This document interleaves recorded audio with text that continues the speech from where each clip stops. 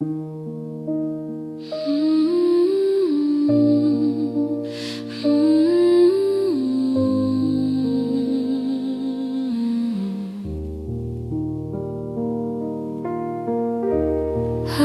hiwaga ang tadhana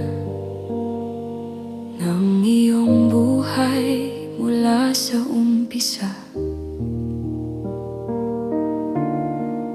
Bago ka pa isinilang at noong ikaw ay isinilang, ay malaki ang kaibahan. Sa bawat Filipino ang pangalan mong taglay na ang siyang nagbigay ng katanyagan mong kasikatan sa bansang bughaw, sa malayong bansang silanganan. Dugong maharlika, oh, dugong dapat ipagmalaki na. Ang ama mong lihim na nagserbisyo sa Filipino at sa bansang Pilipinas. Taas noon na ikaw ang siyang nagsakripisyo sa masilamot na buhay na naging tadhana na di mo ginusto, pero inalay mo ang sarili sa bayan nating mahal na nagutom. Sapagkat ang Diyos Ama ang lumikha sa'yo upang gumanap sa isang bagay na biyaya na lihim-lihim na noong araw pa na inimpok ng malikain mga kamay ng ating mga ninuno. Isang bansang hiwaga ng puno ng kwento sa mundo ng spiritual, bansa na itataas sa takdang panahon, at ikaw ang huling dugo na isinugo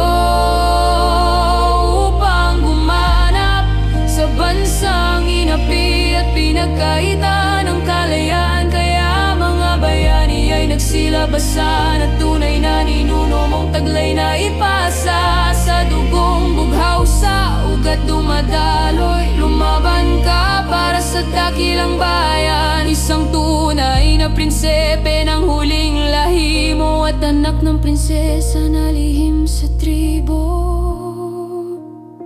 ng lupang Cordillera. O ikaw ang batang isinilang upang ipagpatuloy ang pusong mandirima at may matulungin sa laing Filipino. Bukas palad ang itinuro mo, lahat nilabanan ng mga mapanirang mga vloggers at bashers na walang hatid kundi gulo sa kaisipan ng mga Filipino. Sila ang salot sa bansang ipinaglaban ng lahi mong makabayan. Kaya naman tumindi ka muli, wag hayayan ang ginang mong taglay sa sakripisyo. Mula sa pagkabata ay tinago na sadyang manghihina.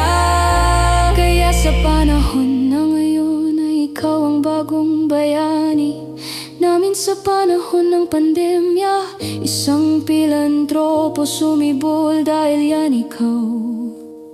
Yan ang buhay mo na itinakda para sa kinabukasan. Kaya naman gising ng mga kabataan, maging film kayo, pag-asa ng idol nyo. Kayo ang makikinabang ng biyaya ng bansang sinilangan. Taglayin nyo ang tatak film Filipino, laging matulungin sa panahon ng sope. Dapat natin isa-isip at isabuhay. May pandemic hero na nagsakripisyo upang ang bansang maharlika mapuno na may busilak na puso. Yan ang kwento mo, Idol Film Dr. Francis Leo Antonio Marcos. Isang tunay na Filipino, may pag-ibig sa kapwa-tao. Mga Filipino ay binago mo kahit pa sa dami ng naiingit sa'yo. Ikaw pa rin ang nakikita na may liwanag na ang Diyos lamang ang nagbigay sa batang matagal na itinago.